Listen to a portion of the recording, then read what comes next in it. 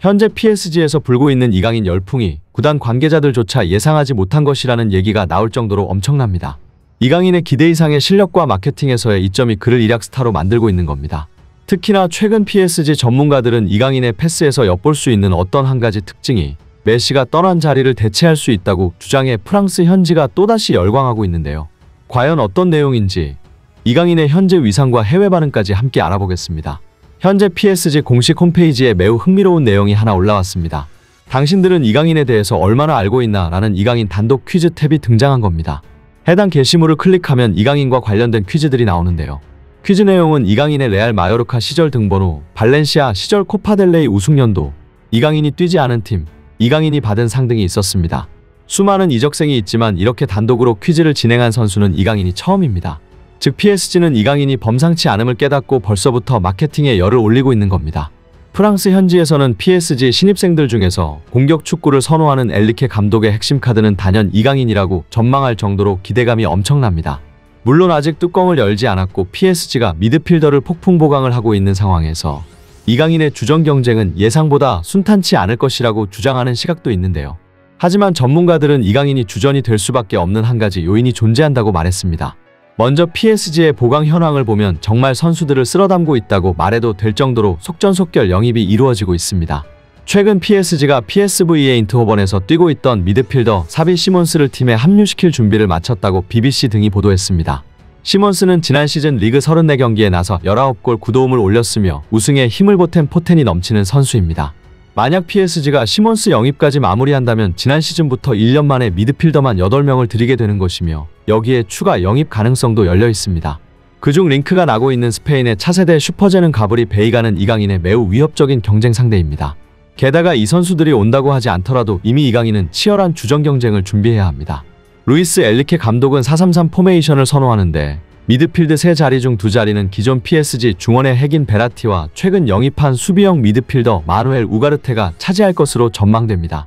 베라티는 여전히 PSG 빌드업의 핵심 자원으로 꼽히고 우가르테는 기존 PSG 중원 전력에서는 찾아볼 수 없는 왕성한 활동량과 넓은 수비 범위로 베라티 뒤를 바칠 것으로 기대되고 있는 겁니다.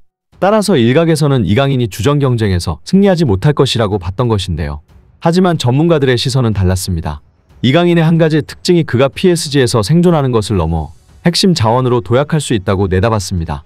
그것은 바로 이강인의 멀티성입니다. PSG의 소식만을 다루는 현지 전문가는 나는 이강인이 주전 경쟁에서 승리할 것이라고 본다. 아직 PSG에는 확고한 주전 조합이 나오지 않았고 지난 시즌 이강인의 퍼포먼스보다 더 뛰어난 활약을 보였던 선수는 흔치 않다. 게다가 이강인의 멀티플레이어 자질은 매우 희귀하다. 그는 공격형 미드필더, 왼쪽 윙어, 오른쪽 윙어, 심지어 세컨드 스트라이커까지 소화할 수 있다. 마요르카에서 이강인은 어느 자리에 출전해도 임팩트 있는 활약을 보여줬다. 그의 이러한 자질은 주전 경쟁에서 엄청난 도움이 될 것이다라고 주장했습니다. 그 말대로 현재 10명이 넘는 PSG 미드필더 중에서 이강인 정도의 멀티성을 보이는 선수는 없습니다. 애초에 PSG가 중원 자원 보강에 열을 올리는 건 그만큼 기존 전력이 제 역할을 해주지 못했기 때문이고 여기서 이강인의 멀티성은 한 줄기 빛이 될 수밖에 없는 겁니다. 또한 이강인을 부정적으로 바라보는 시선들 중에서 이강인이 피지컬적으로 거칠다고 소문난 프랑스 리그에서 잘 적응할 수 있겠느냐라는 것도 있었는데요. 그러나 피지컬 부분에 관해 의구심을 가지던 현지 팬들은 단 한 장의 사진을 보고 깜짝 놀랄 수밖에 없었습니다. 국내에서 훈련할 때 찍혔던 이강인의 피지컬 사진이 PSG 현지 트위터에서 나돌았는데 여리여리하게 생긴 외모와는 달리 엄청난 피지컬을 자랑하는 선수가 떡하니 서 있었던 겁니다. 이강인의 몸은 근육이 살아 숨쉬는 듯 탄탄해 보였고 허벅지 두께는 그의 킥력이 그냥 나오지 않는다는 것을 증명하는 듯 보였습니다.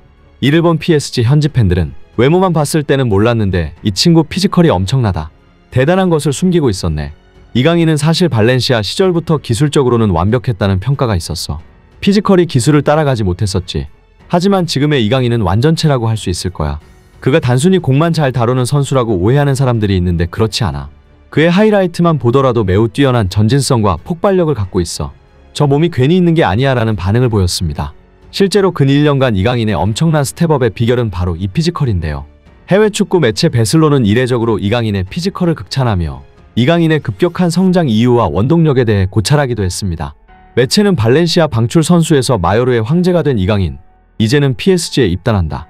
2년 동안 그에게 무슨 일이 일어난 것일까 라는 제목의 내용을 보도하며 이강인에 대해 이렇게 분석했습니다. 발렌시아는 후회 없이 이강인을 포기했다. 마요르카에서 이강인은 재능의 조각을 벗겨냈고 PSG에서는 수준 높은 선수라는 것을 다시 확인시켜 줄 것이다. 발렌시아가 이강인을 포기한 것은 놀라운 일이다. 그렇지만 이강인이 루이스 엔리케 감독의 새로운 프로젝트의 얼굴로 PSG에 상륙한 것은 놀라운 일이 아니다. 이강인이 가는 길은 평범하지 않았다. 발렌시아에서 방출된 후 마요르카에서 변화를 시도했다. 이강인은 전적으로 하비에르 아길의 감독 지휘 아래 부활했다. 2시즌 동안 이강인은 마요르카에서 7골 10도움을 기록했다. 특히 지난 시즌 이강인은 마요르카의 확실한 리더였다. 공격성, 드리블 등 확실히 인상 깊은 모습을 드러냈다. 아길의 감독 아래에서 이강인은 경이로운 선수로 발전했다. 눈에 띄는 변화는 그가 마요르카에서 근육량을 대폭 늘렸다는 것이다. 그는 상대에 부딪혀 튕겨나가던 선수에서 훨씬 더 큰 상대도 지배할 수 있는 선수가 됐다. 완전체를 향해서 가는 이강인은 지난 시즌 폭발했고 마요르카는 그에게 너무 작은 클럽이라는 것이 분명해졌다. 또 이강인이라는 선수에 대해 집중 탐구한 매체는 이강인이 PSG에 가서 한 차원 더 성장할 수밖에 없다고 내다봤는데요. 그 이유는 무엇일까요? 매체는 이렇게 분석했습니다. 이제 PSG라는 세계 최고의 클럽팀 중 한 곳에서 뛰게 된 이 어린 선수가 또 어떤 성장 곡선을 보여줄까? 확실한 것은 무엇을 상상하던 기대 이상일 것이다. 리그앙의 특징과 이강인의 플레이 스타일이 매우 잘 맞을 것이기 때문이다. 리그앙의 특징은 비교적 수비 축구를 선호하고 템포가 느리다. EPL과 비교하면 리그앙은 공이 더 느리게 돌고 EPL에서는 공을 따내도 숨을 고를 틈이 없지만 리그앙은 숨을 고를 틈이 있다. 이강인은 공수전환이 빠른 축구에서도 충분히 장점을 살리며 잘할 수 있지만 이렇게 공수전환이 느린 축구에서는 더 빛날 수 있다.